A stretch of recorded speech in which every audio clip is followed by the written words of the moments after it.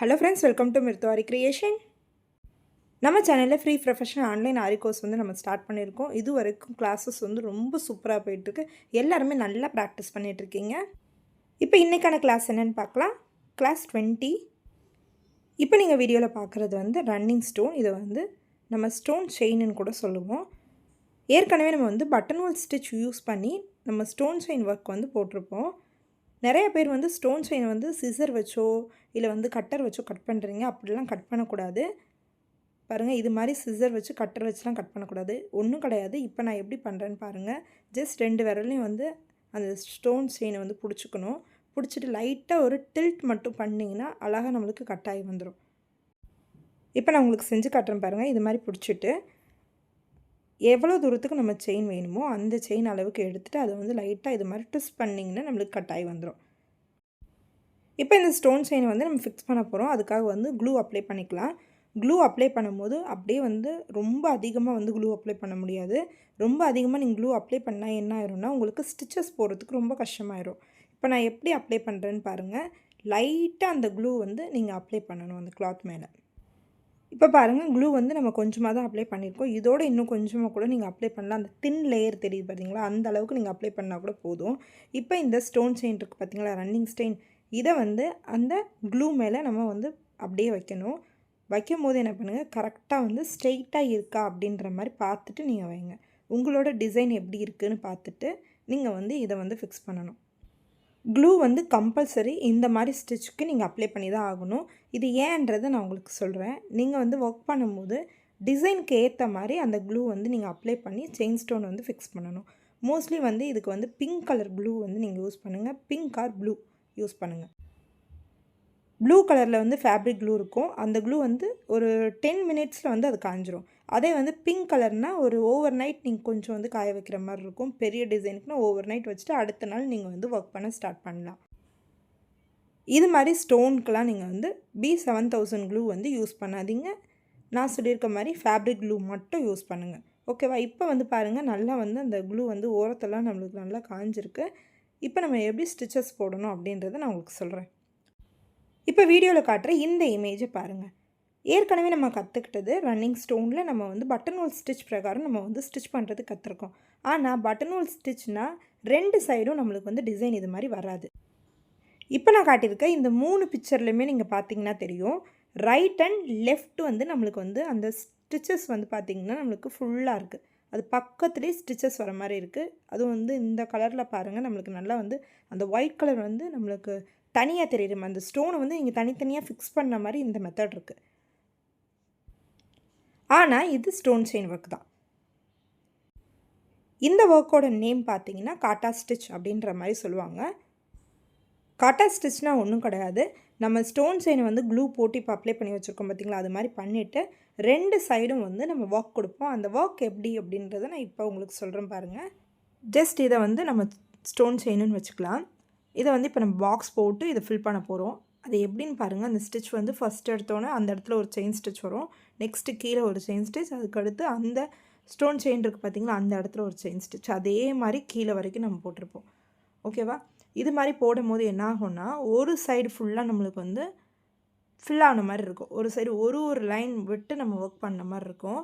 அதே வந்து அந்த ஒரு லைன் விட்டு நம்ம ஒர்க் பண்ணியிருக்கோம் பார்த்திங்களா, அதை வந்து நம்ம இப்போ போடுறோம் பாருங்கள். இந்த மாதிரி திருப்பி வந்து அதை ரொட்டேட் பண்ணி எடுத்துகிட்டு வரணும். எந்த இடத்துல நம்ம ஸ்டாப் பண்ணணுமோ அதுலேருந்து திருப்பி அந்த பாக்ஸை வந்து நம்ம கரெக்டாக ஃபில் பண்ணுற மாதிரி அந்த ஒர்க் பண்ணணும். இப்படி நீங்கள் ஒர்க் பண்ணும்போது என்ன ஆகும்னா, அந்த ஸ்டோன் செயின் இருக்குது பார்த்திங்களா, அது 2 சைடும் நம்மளுக்கு கவர் ஆகிருக்கும். நடுவில் இருக்க அந்த ஸ்டோன் வந்து நம்மளுக்கு நீங்கள் ஃபிக்ஸ் பண்ண ஸ்டோன் மாதிரி இருக்கும். ஓகேவா? நீங்கள் மோஸ்ட்லி இந்த ஸ்டிச் வந்து சில்க் த்ரெட்டை வச்சு மட்டும்தான் நீங்கள் ஒர்க் பண்ணுற மாதிரி இருக்கும். சில்க் த்ரெட் நீங்கள் ப்ராக்டிஸ் பண்ணிட்டீங்கன்னா கொஞ்சம் ஈஸியாக இருக்கும். மோஸ்ட்லி இந்த ஸ்டிச்சஸ் வந்து நம்ம யூஸ் பண்ண மாட்டோம். ஏன்னா ப்ளவுஸ்க்கு நம்ம ஒர்க் பண்ணும்போது அந்த ப்ளவுஸில் வந்து இந்த மாதிரி ஸ்டிச்சஸ் வந்து தேவைப்படாது. 2 சைடும் நம்மளுக்கு பார்டர் கொடுத்த மாதிரி ஸ்டிச்சஸ் போட மாட்டோம். ஏன்னா நம்ம கிளைண்ட்ஸ் எப்போவுமே மோஸ்ட்லி நம்மக்கிட்ட ப்ரிஃபர் பண்ணுறது என்னதான் இருக்கும்னா பீட்ஸ் ஒர்க் தான் நம்மக்கிட்ட கேட்பாங்க. அப்படி இல்லைனாலும் நம்ம வந்து எம்போஸ் லோடிங் அது மாதிரி ஒர்க் தான் செய்வோமே தவிர இந்த மாதிரி ஸ்டிச் வந்து நம்ம போட மாட்டோம். இந்த ஸ்டிச்சோட யூஸ் வந்து நம்மளுக்கு மோஸ்ட்லி பார்த்திங்கன்னா எங்கேயும் இருக்காது. அப்படி வேணும்னா நம்மளாக வேணால் ஒரு குழந்தையோட பட்டுப்பாவாடை சட்டையில் இல்லை ப்ளவுஸில் நம்மளாம் வந்து பீட் ஒர்க் பதிலாக இது மாதிரி நம்ம ஒர்க் கொடுக்கலாம். ஓகேவா? இந்த ஸ்டிச் போடுறது ஏன் கஷ்டம் அப்படின்னு பார்த்தீங்கன்னா, நம்ம க்ளூ அப்ளை பண்ணுறதுனால நீடில் நம்ம இன்சர்ட் பண்ணி எடுக்கும்போது நம்மளுக்கு கொஞ்சம் கஷ்டமாக இருக்கும். ஏன்னா வந்து நீடில் நம்மளுக்கு இன்சர்ட் ஆகாது. தள்ளி தள்ளி இன்சர்ட் ஆகும். அப்போ ஸ்டிச்சஸ் வந்து ஸ்ட்ரெயிட்டாக இருக்காது நம்மளுக்கு. கொஞ்சம் தள்ளி தள்ளி வந்துருச்சுன்னா ஷேப் இல்லாத மாதிரி இருக்கும். அதனால நீங்கள் அப்ளை பண்ணுற க்ளூ தான் இதுக்கு மெயினே. க்ளூவை வந்து கரெக்டாக நீங்கள் அப்ளை பண்ணிவிட்டு, அந்த சைடு இந்த சைடுன்னு எங்கேயும் வந்து அந்த க்ளூ வந்து எக்ஸ்ட்ரா வரக்கூடாது. எக்ஸஸாக வந்துச்சுன்னா நம்மளுக்கு வந்து ஸ்டிச் வந்து தள்ளி தள்ளி போகும். இப்போ இந்த ஒர்க் வந்து எப்படி போடுறோம் அப்படின்னு பார்த்தீங்கன்னா தெரியும். நான் எப்படி உங்களுக்கு பிக்சரைசேஷனில் ட்ரா பண்ணி காட்டினனோ அதே மாதிரி தான் இந்த ஒர்க்கை வந்து நான் போட்டுட்டு வரேன். அதே மாதிரி நீங்கள் சில்க் த்ரெட்டை ஹேண்டில் பண்ணும்போது அந்த செயினை வந்து ஃபுல்லாக க்ளோஸ் பண்ணாதீங்க. இப்போ இந்த வீடியோவில் பார்த்தீங்கன்னா தெரியும். நான் வந்து அந்த செயினை வந்து ஃபுல்லாக க்ளோஸ் பண்ண மாட்டேன். அப்படியே வந்து ஓரளவுக்காவது அந்த சின்னதாக வந்து அந்த செயின் ஸ்டிச் இருக்கிற மாதிரி தான் இருக்கும் நம்மளுக்கு பாருங்கள். வீடியோ பார்த்தீங்கன்னா உங்களுக்கு ஸ்லோவாக தான் இருக்கும். உங்களுக்கு ஈஸியாக அண்டர்ஸ்டாண்ட் பண்ணுற அளவுக்கு தான் வீடியோ இருக்கும். நீங்கள் வீடியோ ஒரு 2 வாட்டி இல்லை 3 வாட்டி நீங்கள் பார்த்துட்டு நீங்கள் ஒர்க்கை வந்து ஸ்டார்ட் பண்ணுங்கள். சில்க் த்ரெட்டில் ஒர்க் பண்ணும்போது அந்த ஸ்டோனில் இருக்க கம்பி இருக்கும் பாருங்கள், அந்த கம்பியில் அந்த சில்க் த்ரெட் வந்து மாட்டும். அப்போல்லாம் இது மாதிரி எடுத்து விட்டுட்டு நீங்கள் ஒர்க் பண்ணுங்கள்.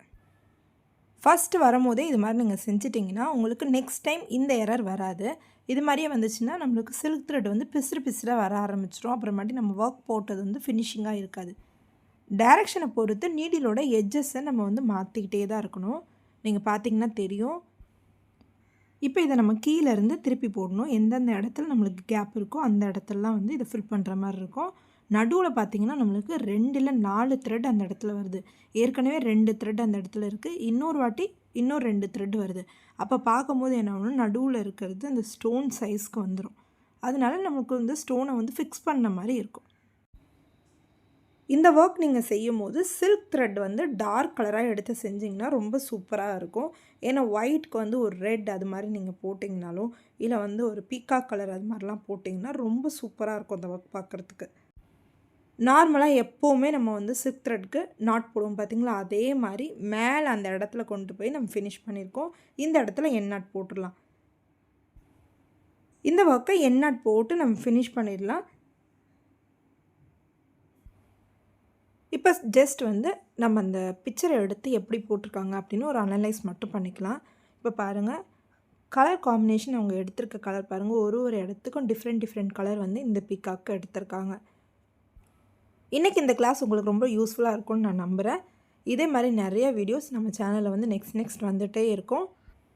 ஜஸ்ட் இன்னும் 25 கிளாஸஸ் மட்டும்தான் இருக்குது உங்களோட கிளாஸஸ் வந்து முடியறதுக்கு. சீக்கிரமாக உங்களோட ஒர்க் எல்லாருமே நீங்கள் ஃபினிஷ் பண்ணிடுங்க. ஏற்கனவே நான் சொல்லியிருக்கிறது ஞாபகம் இருக்கும். கிளாஸ் நீங்கள் முடிச்சிட்டிங்க அப்படின்ற மாதிரி கிளாஸ் கம்ப்ளீட்டட் அப்படின்ற மெசேஜ் வந்து நீங்கள் குரூப்லேயும் போடணும். அதே மாதிரி இந்த வீடியோக்குள்ளேயும் நீங்கள் இந்த வீடியோ வாட்ச் பண்ணிட்டு போடணும். இந்த வீடியோ உங்களுக்கு யூஸ்ஃபுல்லாக இருக்கும்னு நான் நினைக்கிறேன். இது வரைக்கும் நீங்கள் நம்ம சேனலை சப்ஸ்கிரைப் பண்ணலாம், சப்ஸ்கிரைப் பண்ணிக்கோங்க. கூடவே இருக்க அந்த பெல் ஐக்கானை கிளிக் பண்ணிட்டீங்கன்னா நாங்கள் எப்பப்போ வீடியோ போடுறோமோ அப்பப்போ அது உங்களுக்கு நோட்டிஃபிகேஷனாக வரும். பாய் ஃப்ரெண்ட்ஸ், தேங்க்யூ ஃபார் வாட்சிங்.